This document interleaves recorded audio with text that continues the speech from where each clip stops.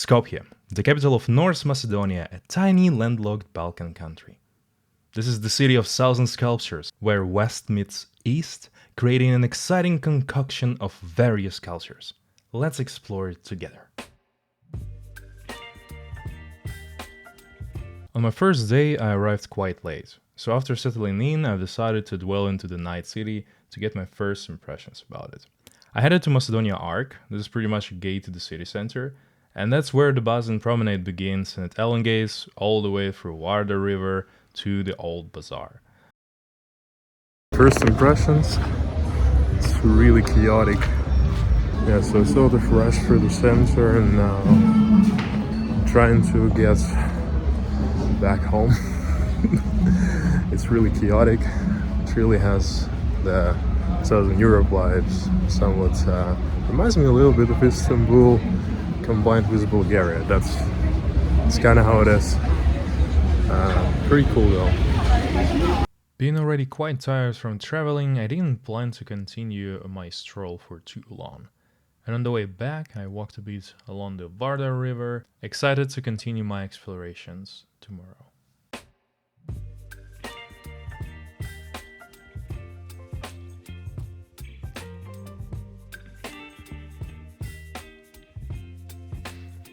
Vardar splits the city in two.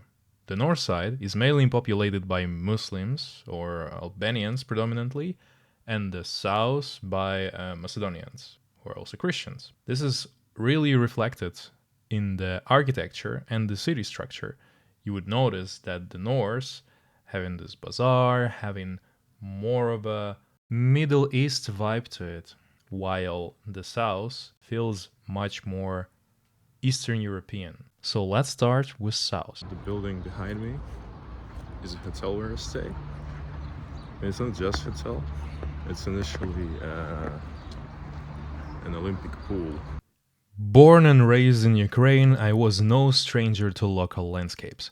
While drying my nostalgic tears, I've spotted a huge cross on top of the mountain, so I made it my goal for the day to reach it, while exploring the outskirts.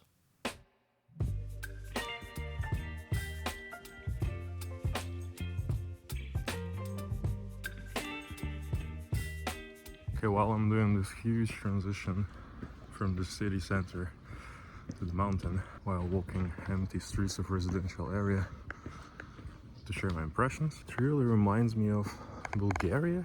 I don't think I've explored much of Skopje, for example, by myself. It's now a way different to really see it all from my own perception, from my own lens. See, the center has been really nice and chaotic in a way. I feel like they have somewhat an obsession with sculptures and stages because they are everywhere, at least in the center, not here, not much here. But yeah, I dig it so far. It's really nice and warm, and I hope this mountain hike is gonna worth it.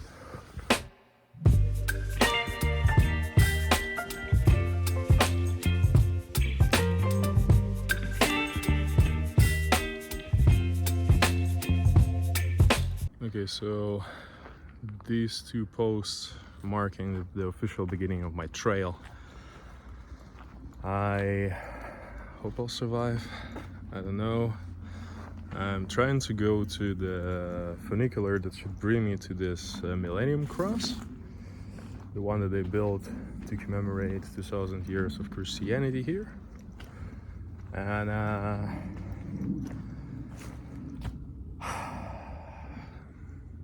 it's gonna be tough, but we got this because there is no other way. There's just no other way. I just will do it for myself, just for myself, honestly.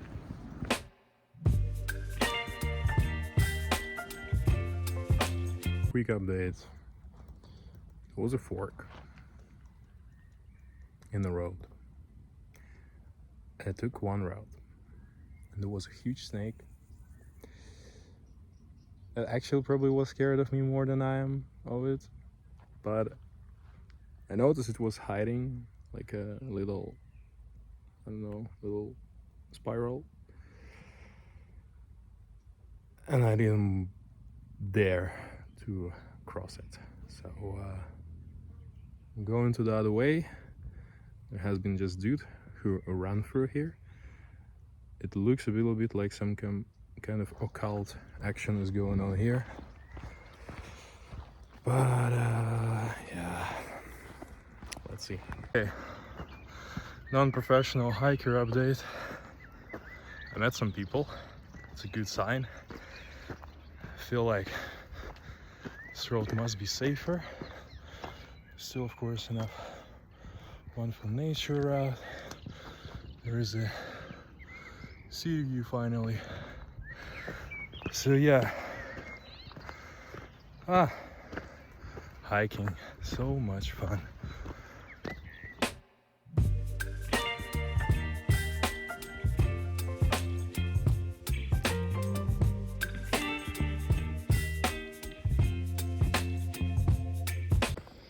Really thankful for whoever did the trail marks.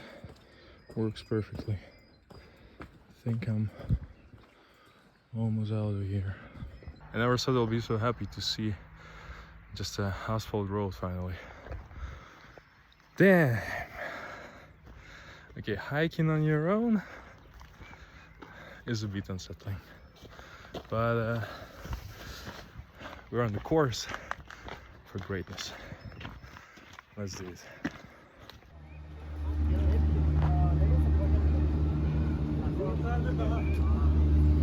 So there we go, pretty fast.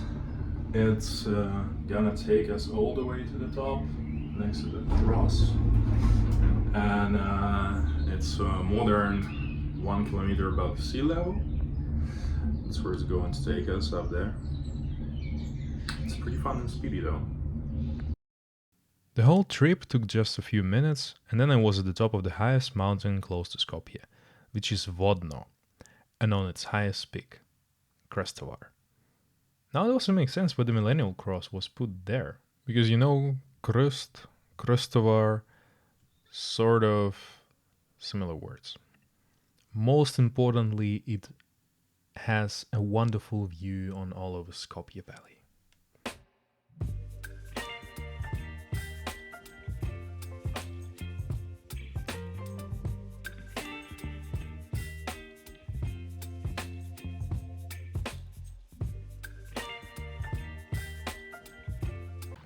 It's so far, but here in the mountain, I already heard 2 groups of people just randomly started to sing, and that's great. It adds to the mood, and it's a wonderful weekend. Everybody's happy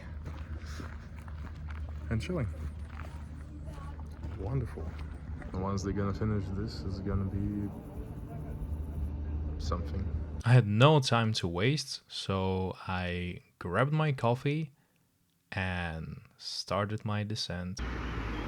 Another trail, and there we go. Fun begins again. Wow. After the first one I took, this one is just too easy, too chill, too vibe. What? Now I am the professional hiker.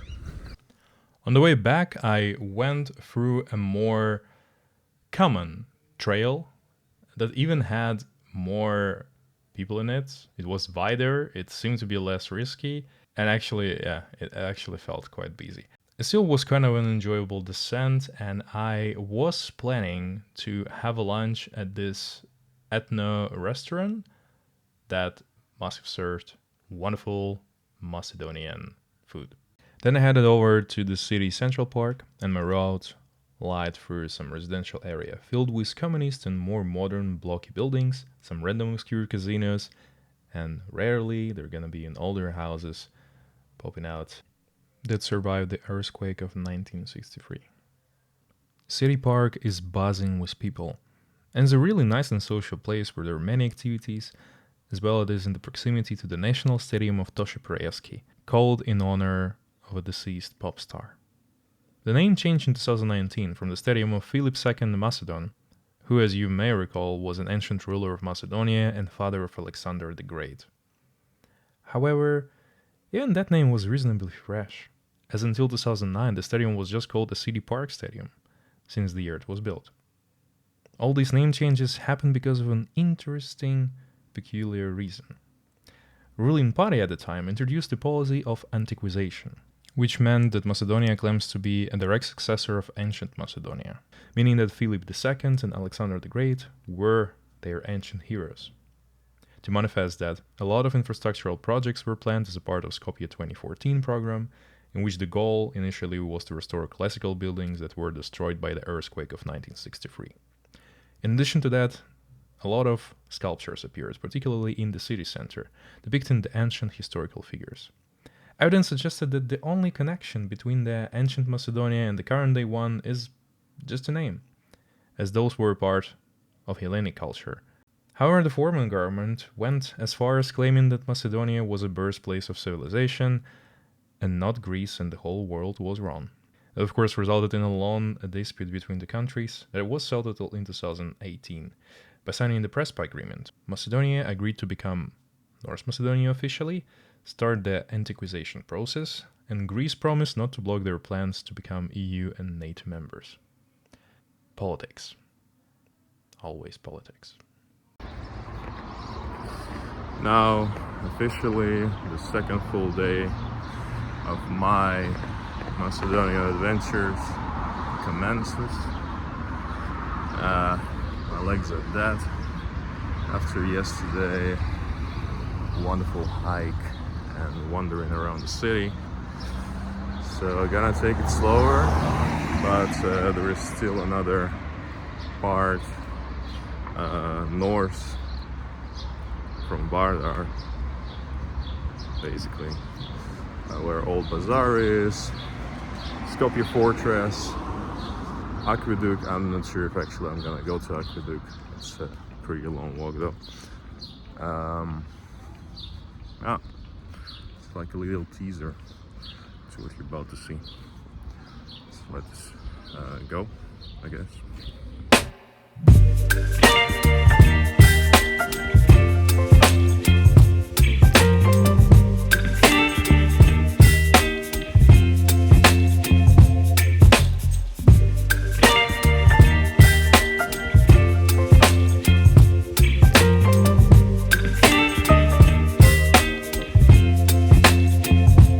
This interesting eclectic building in the back is a house of Mother Theresa, who, as it turned out to be, actually was born in Skopje. I think you've heard this name before. I suppose you all know this, but Mother Theresa has quite a crazy story. So she was born in Skopje, and then she got baptized on the very second day of her birth. And quite early in her teens, she realized that she wanted really to dedicate her life to religion. I mean, it was in crazy times. The First World War, her father died when she was 8, and it all resulted in her having like a vision or something, a feeling that she's going to become a missionary in Calcutta, in India.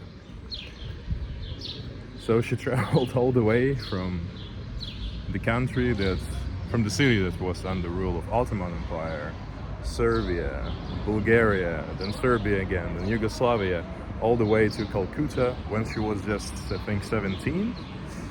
And that's when she became one of the most famous missionaries. And there she is, in all the glory.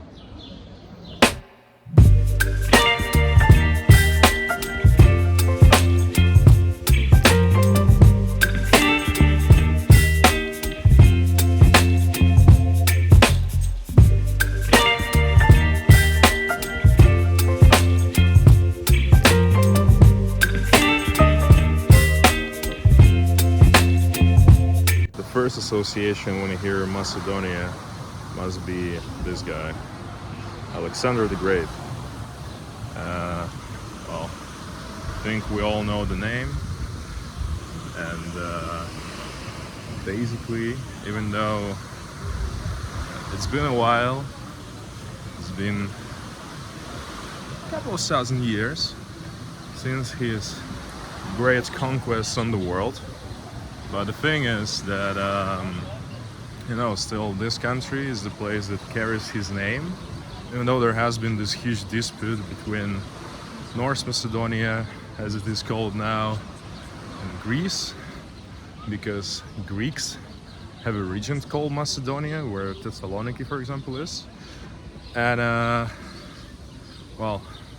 Alexander the Great, as in some other countries known as Alexander the Macedonian, quite an important historical figure, so I bet there has been some debate going on about him too. But here it is. Interestingly enough, right on the opposite side from Alexander, we see his father. This guy over here is Philip II.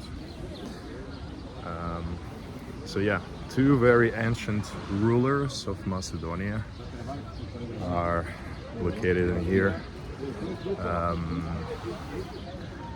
which is one of the most unusual stages in a way, because most of the others are depicting more recent history. But these two are out there. We also mustn't forget this guy, Emperor Justinian, who has been a ruler of Byzantium Empire after the Roman Empire divided into two halves. And this person, if you've seen my video about Sofia, he was choosing where to put his capital of the newly made empire. And Skopje was also on the list as one of the options, but it didn't happen, and he ended up building this beautiful bridge that is still up to these days. So since like 6th century it's been around. And yeah, Byzantium trace is also here. Also, the name of this bridge that I'm walking, that Justinian built, it's relatively easy to remember. You see, it's made out of stone, so they call it stone bridge. Feels like Dutchies got inspired from Byzantiums in order how to call their things. Additionally to all this, we're next to the river Vardar. I'm also really happy that I can record all the stand-ups because it's kind of empty on the bridge right now. So Vardar is pretty much the river that made Skopje possible in a way. It kind of runs through the mountains and all these other things, and pretty much what it does, creates this huge Vardar valley that made this region reasonably lucrative.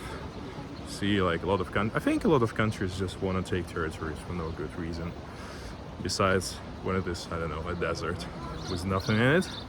But let's consider it to be a part of why Skopje was really important and interesting piece to everybody's empire's puzzles. And finally, ahead of me was the Old Bazaar, which is one of the oldest marketplaces in the Balkans and has been around since 12th century. It always has been a center of trade and commerce for all folks living in Skopje. After the earthquake, the outlook of the area was tried to be preserved, and with the idea to serve more of a tourist attraction. However, the area, mainly populated by ethnic Albanians, was overlooked during the infamous Skopje 2014 restoration project, and mainly all the refurbishments were done by the local community. You see this strip of Albanian flags? Basically, as it turned out to be, Albanian is even recognized as an official language in Macedonia, because a quarter of the nation are Albanians, so they have some more rights, I suppose, recognized here. Following the armed conflict of 2001, where Albanian National Liberation Army fought with Macedonian security forces, Albanian language became recognized as an official one in Macedonia, because, the quarter of population is Albanian, and also they were granted the similar constitutional rights to Macedonians. However, all this led to Macedonians trying to leave further away from the neighborhood, and it all ended up getting more of Albanian character and more classic Middle Eastern outlook.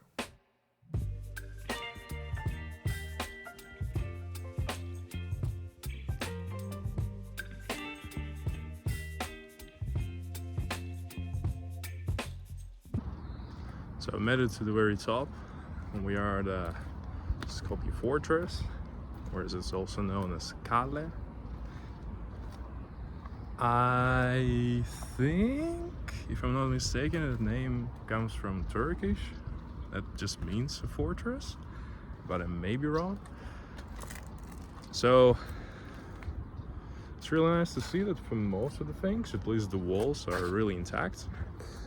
There are two protective towers like this, where we now see the beautiful, crazy, wonderful sun-like flag of Macedonia, North Macedonia.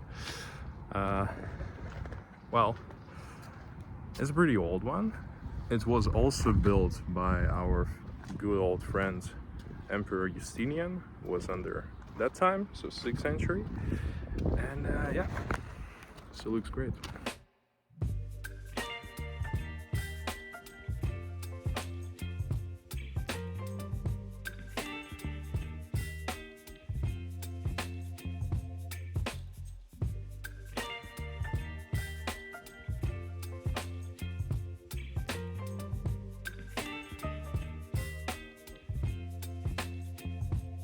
Can anyone guess what that building is? That's supposed to be a museum of contemporary art. But let's see. So indeed, it was a contemporary art museum. And it had a small exhibition about the Pride Month, Solidarity Month. And I learned some interesting facts that didn't learn at school, because part of the exhibitions they were talking about famous, I suppose, like Slavic writers, poets, cinematographers and stuff, and there were 3 people that I knew about. So one is our famous the foundation of Ukrainian literature, Taras Shevchenko, who, as some biographists or people who research his life suggest that he may have been bisexual or homosexual because of a lot of presence in his works, that he's talking from the point of view of a woman, as well as, while he was imprisoned, he was making a lot of pictures of his half-naked other captives, pretty much, that were with him. Just like, okay. Then it was Lesa Ukrainka, which was quite a strong feminist figure generally, and one of the famous poets in Ukraine, that she was probably lesbian because of the way she and Olga Kobylanska have been exchanging letters. There is some tone of homosexuality in it. I don't know. Then there was Sergei Parajanov, who here was cited as an Armenian cinematographist, but he is famous a lot for actually making a film after the book of Mikhail Kotsubinski, The Shadows of Forgotten Ancestors. And apparently during his USSR times he also has been persecuted, besides some other things, also for homosexuality. So many things we don't know about famous people that we learn about at school, and the way that their biographies, even though we study them quite in length, are still framed, and we don't learn about certain facts in their life, which is, I don't know, does it really matter? Does knowing that Shevchenko was potentially gay would change something about how we study his works at school specifically? I don't know, but interesting facts I learned today about Ukrainian history, North Macedonia, weirdly enough. What I think is important to note that even though Skopje is a city with a long history and has all the rights to have this classical, even though newly made buildings, I do dig some of its special designs. For example, the Church of Saint Clement of Ohrid has a bit of an extraterrestrial look, to be honest. One could even think that it's an interpretation of what Stable Diffusion or Mid Journey would show you for a prompt of future of the Orthodox Church. But that's what makes this design so cool, and I really recommend to visit it for everyone. So indeed, this used to be a railway station, but now this place is supposed to host a museum of history of Skopje. Basically because of the earthquake, the railway was damaged, thus, you know, they can decide to leave the building and make a museum out of it. Interesting fact is that Skopje famously uses buses similar to London double-deckers. Apparently back in the 50s they were bought by Yugoslavian government, however they also didn't survive the earthquake of 1963. Newly made ones were brought back to streets in 2010 and serving the citizens of capital since then. And that concludes my trip to Skopje. I think it was super important to mention some historical context for your education and for your information, because I think in this case, in many cases, it's super important. So I hope I laid out some interesting facts to you. And as always, I would really appreciate you showing the appreciation for what I did. Would love to hear back from you in the comments. What do you think about Skopje? What do you think about the things that I mentioned? And as always, give a like or dislike, anything works. If you didn't like it, subscribe, and I'll see you next time. On to the next one.